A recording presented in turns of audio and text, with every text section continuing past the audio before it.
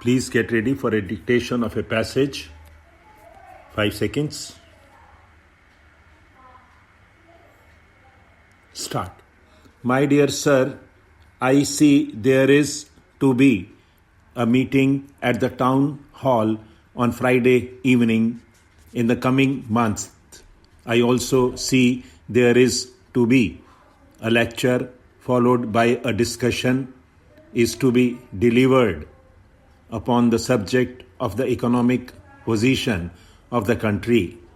I believe there will be a great many people making their way to the hall that evening, and I know there will be a keen discussion. While thanking you for the invitation, I am sorry that I shall not be there until after the meeting has started, for there is very little chance of getting on a motor bus or any other vehicle due to the proposed strike on that day. I wish there were some other way of reaching the hall in order to enable me to be there sooner than later. If there is to be any real prosperity and contentment among the masses of the people, I think there will have to be, in the near future, industrial peace.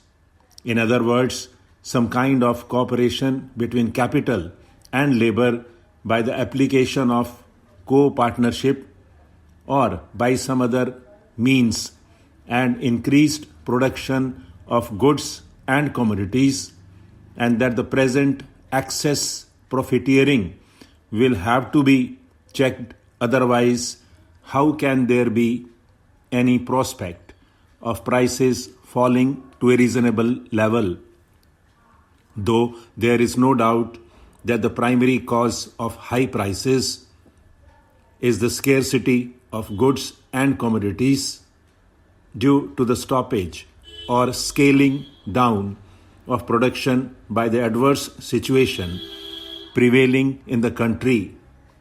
But I am sure there is no justification for the huge profits which have been and are being made upon many necessaries of life. It appears that if there is a shortage, steps are taken by the holders of the stocks whenever there is an opportunity of doing so.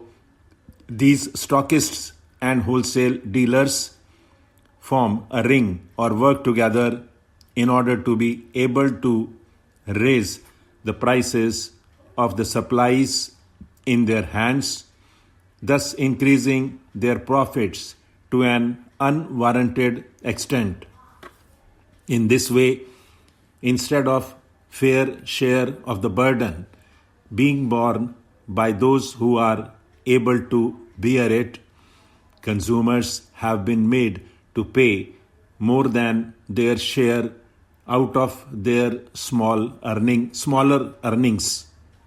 Then again, retailers are frequently making their customers pay more from their pockets by charging exorbitant prices. As this body is very strong, I know there is great difficulty for the authorities in dealing with this matter. At any rate, the curbs imposed on them remain ineffective against this evil of excess profiteering. Some cases in which there is hardship arise from the excess taxation levied upon small fixed incomes, renders it difficult for the people concerned to avoid living above their means of earning. The government, instead of easing the burdens of poor people, sitting idle upon the expert panel's report on taxation reforms. Then there are other questions presenting financial difficulties, for instance, the problem of housing for the poor.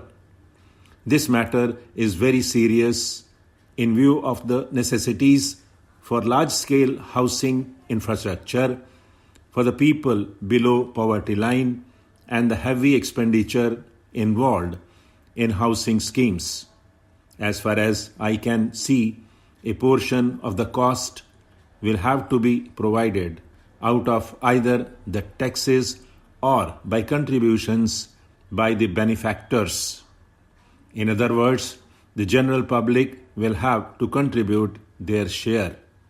I hope, my dear friend, that you will be present at the meeting yourself and that you will endeavor to get others to be present also in order that it may be a success. The subjects that will be discussed certainly merit the earnest thought of all those concerned participants. Yours faithfully, Stop.